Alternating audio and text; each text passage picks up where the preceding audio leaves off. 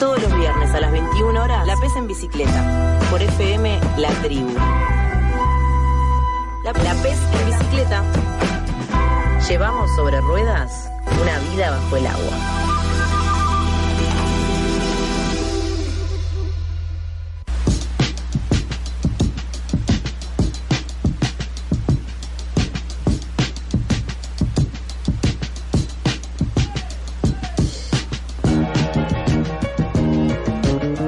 Hablábamos de las lecturas y la presentábamos sobre el final de la tanda que nos iba a estar visitando. A ella la vamos a presentar primeramente como lectora, porque me parece que es lo que corresponde, como poeta, como amante de la poesía y también, quienes seguimos la radio, como una persona que nos ha acercado una cantidad de lecturas en estos últimos años, pero que habría que compilar eso también como libro. Estamos con Gaby Borrelli Azara. Hola, ¿qué tal? ¿Cómo les va? Muy bien. Bueno, hace muchos años que vengo acá ya. ¿Qué estaban? ¿En el jardín de infantes ustedes? No me acuerdo. ¿Hace cuánto hacen radio, chicas? Por Dios, ¿hace cuánto? 4 años. 4 años. Mirá, pasa una vida. Una vida. Pero sí, recuerdo venir acá y hablar de poetas, sobre todo. Sí, de hacer lo que hacemos, que es cosechar la conversación, sobre todo. Y que en la conversación sucede todo, ¿no? La escuchaba recién a Pau y pensaba que el gran problema de la literatura son los derechos del autor, hay que decirlo así. Es el gran problema que es el derecho de autor, pero sobre todo, más allá, ¿no? Mi alma conciliatoria, no solo los derechos de autor, pero sino la herencia de los derechos de autor. Pensar que hay que esperar 70 años de la muerte de Alfonsina Storni para que sus poemas sean liberados. Por suerte somos toda una manga de corruptos que nos encanta piratear. Pero ¿cuánto ha colaborado el pirateo a la lectura? Si no, la verdad que serían como bibliotecas muertas.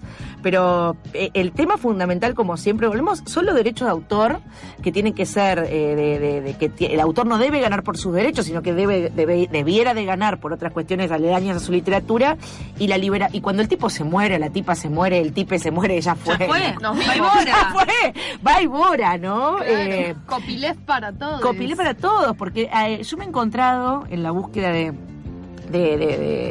algunos poetas o escritores, que lidiar con albaceas o con herederos que no tienen ninguna pasión literaria, y yo soy más heredera de esa literatura de lo que esa persona. No sé, pienso en, por ejemplo, hay un escritor que a mí me encanta, que es Juanjo Hernández, que fue secretario de redacción de la revista Sur. A mí me encantan sus cuentos, es un poeta tucumano, que fue pareja de José Bianco, de Pepe Bianco, otro gran escritor.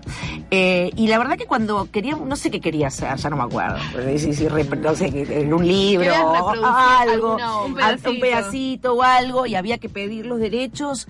Me di con una sobrina que seguramente odiaba a su tío puto, ¿viste? Y tener que lidiar con gente que no. Y yo era más fanática. A mí me pertenecía más como lectora la obra de por ejemplo, Juanjo Hernández, que a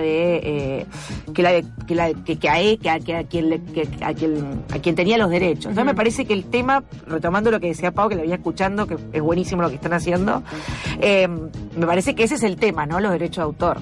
Y la importancia también de la lectora y del lector, esto de lo que vos hablás, como una reapropiación también de la obra, ¿no? Que tiene mucho más que ver con esto de, por ejemplo, yo quiero difundir como escritora, como lectora, una obra que está totalmente olvidada, encajonada ahí, con un derecho de autor, con un título, ¿no? Totalmente. Y vos podés rescatarlo. ¿Por qué tiene que quedar en el olvido? Totalmente. A mí me gusta mucho militar el orgullo lector, porque son prácticas del movimiento LGTBQ que vienen a otras prácticas. Yo del orgullo tortillero, del orgullo, ¿no? De esos orgullos, del orgullo LGTBQ, lo traigo a la militancia literaria, y a mí me parece que el orgullo lector, no hay otra manera, algo se difunde, no, está bien escuchar a los escritores, ¿no?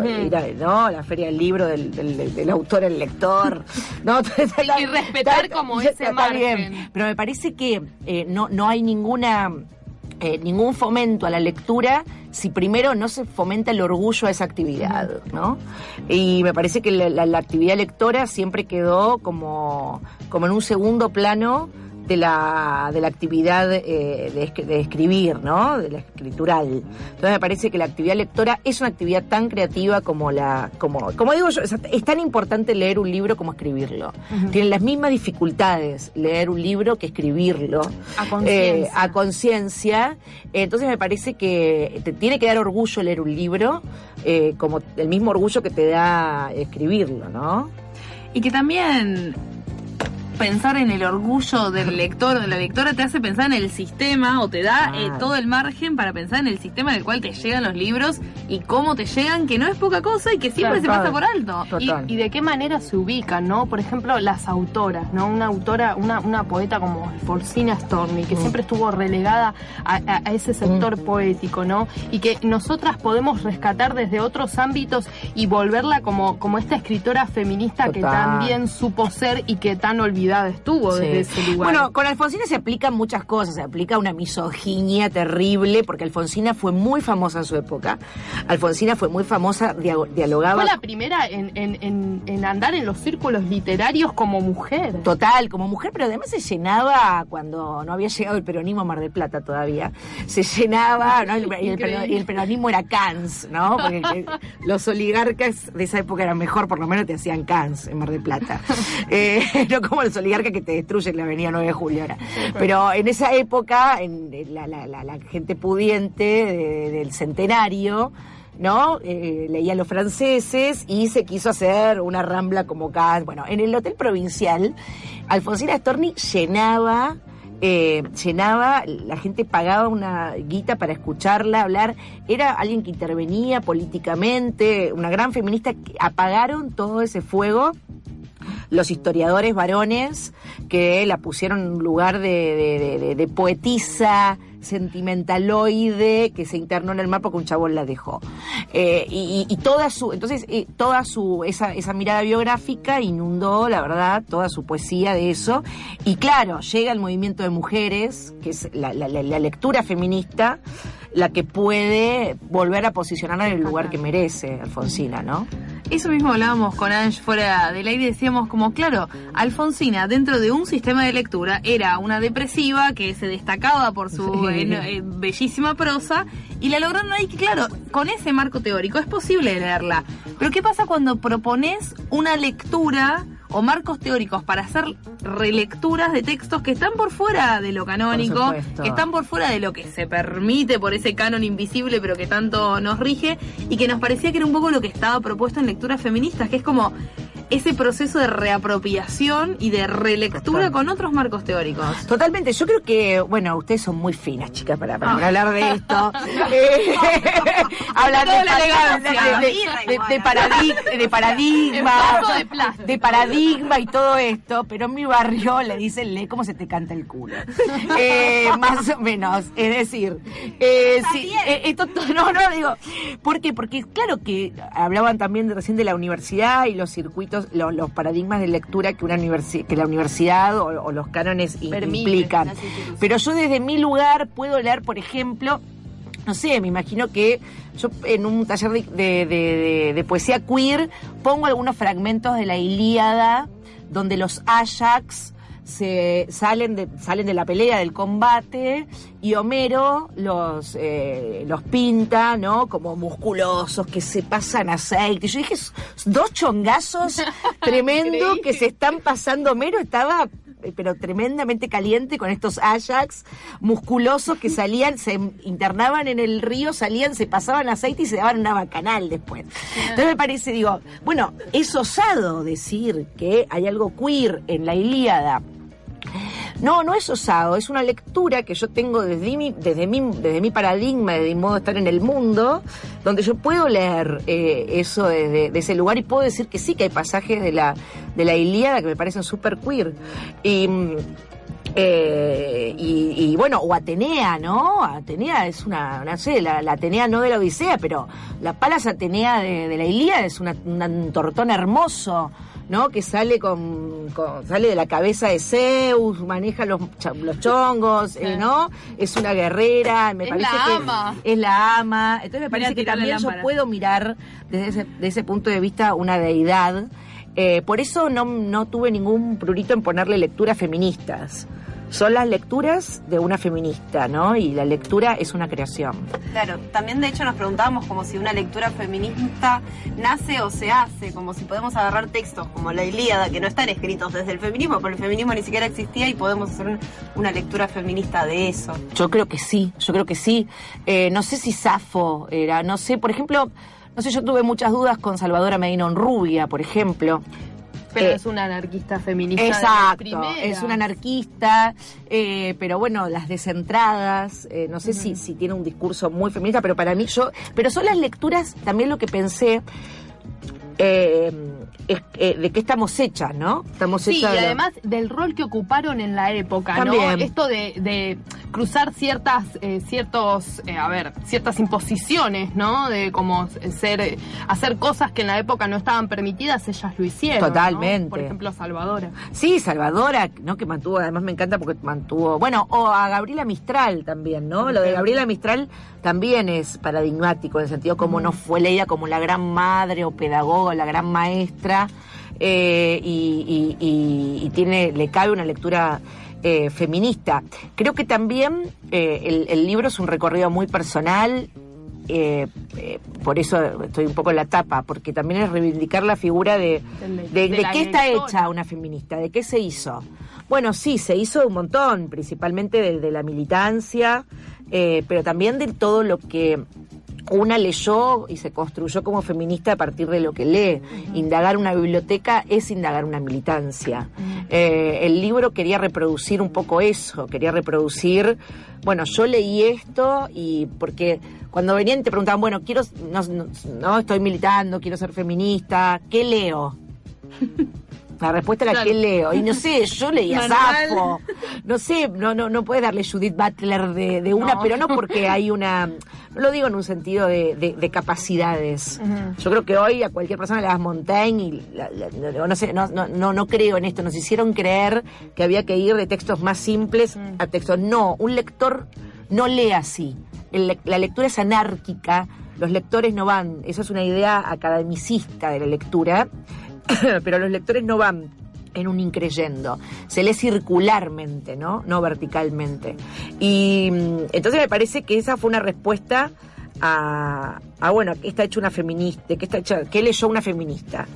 En ese que leyó una feminista había varias cosas que nos parecían así como muy... de querer prender todo fuego como autora, porque en principio como autora te pones primero como lectora, que ya es bastante, en tus términos barreles, un dedo en el culo para todo el sistema literario, digo, no querer enarbolarte en esto de la autora, sino de soy lectora y presento los textos, y de cuestionar y decir, che, a ver, banquemos con esto de qué tengo que leer. Existen los cánones, y esa mano invisible que delimita qué leer y qué no. Eso también es un campo para cuestionar y discutir, y el armar serie, que es algo que aparece muy claro en tu libro, es clave, como también la potencia de decir, jueguen con esto, porque ni siquiera te haces cargo de decir, bueno, esto es la bajada de línea que toda feminista tiene que leer. No.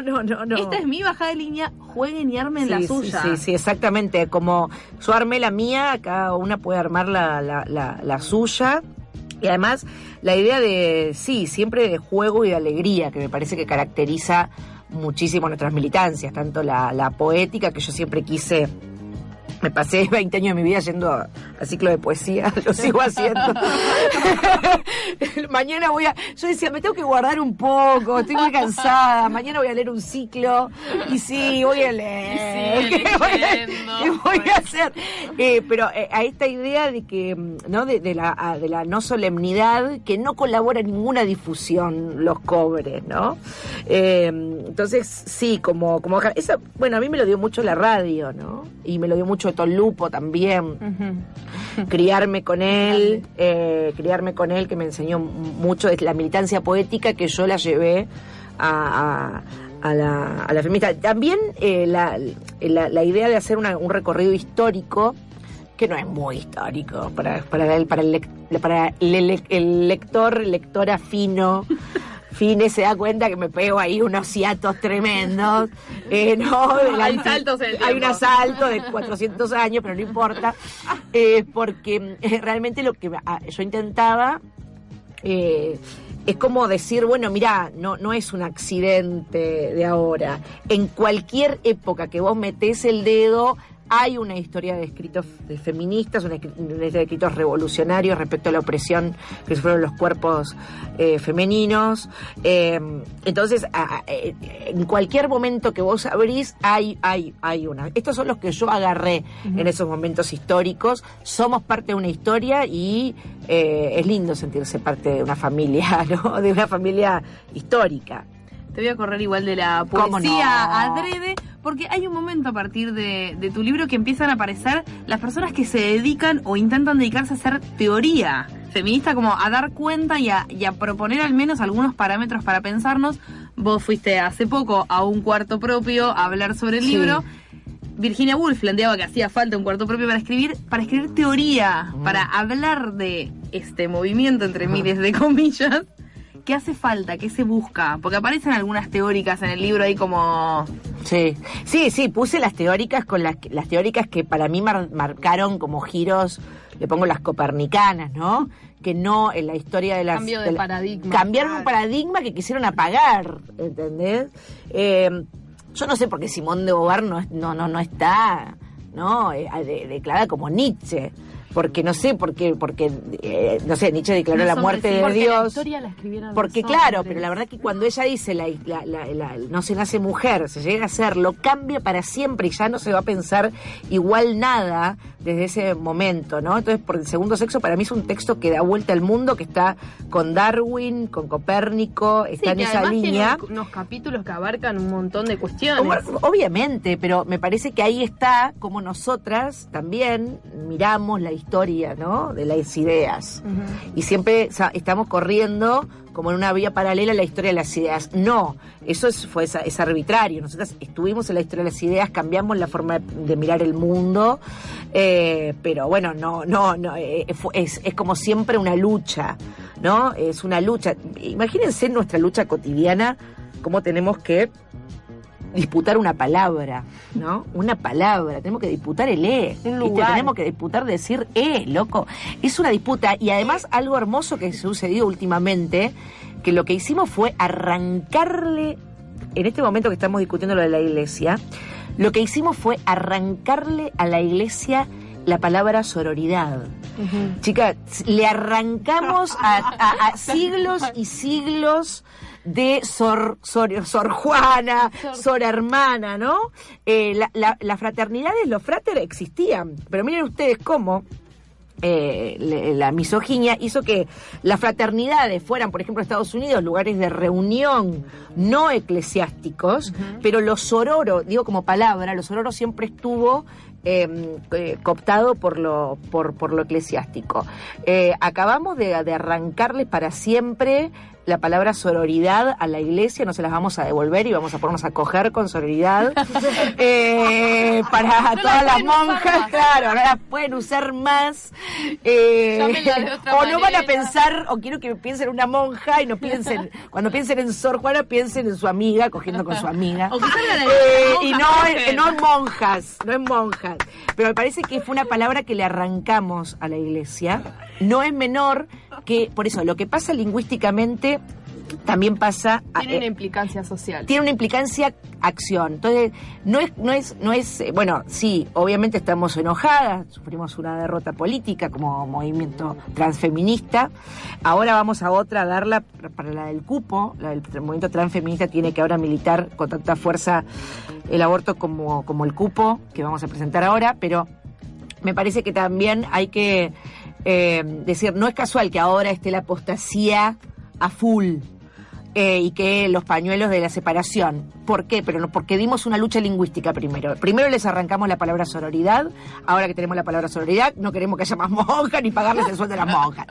Me parece que ahí se puede ver en un ejemplo muy claro cómo no es una pelotudez cómo nos nombramos. No es una pelotudez disputar el presidenta, por más que te caiga bien Cristina o no es una pelotudez, por más que te caiga bien Cristina, que ella en su discurso como presidenta haya dicho todos y todas, digo, creó cierta conciencia, lo digo lingüísticamente, y también no es una pelotudez el leí el otro día una lingüista que yo admiro mucho, que es Yvonne Bordelois.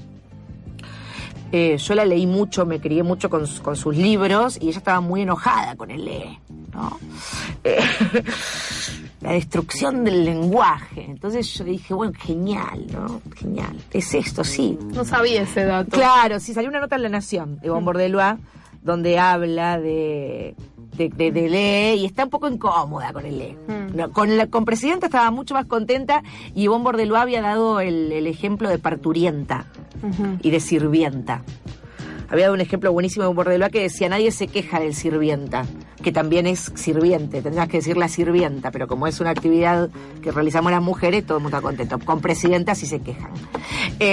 Había un ejemplo clarísimo, pero con el le queda, ay, no tenemos que ir. Nos cierran.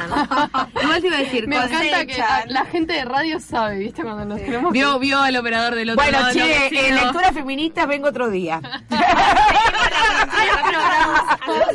Ante todo, las lecturas feministas son lecturas incómodas, así que ahí queda la A Gaby la pueden escuchar en Mil y un Lados, búsquenla, si la quieren leer van a tener que asociarse a Futurock y buscar el libro. No, se puede, lo vende gente que lo pueden comprar en la página. Hay un mercado negro. Sin ser socios lo pueden comprar en la página. Y si no, va a haber empezar un mercado negro de tráfico del libro de Gaby. Piratas, chicas, Empecemos a copiarlo. Les agradecemos muchísimo por estar del otro lado. Gracias, Gaby, por estar. Ustedes. Nosotros nos quedamos charlando con Gaby, ustedes no, pero la pueden oír en un montón de lados. Nosotras nos oímos el viernes que viene a las 9 de la noche. Gracias, chau. La PES en bicicleta.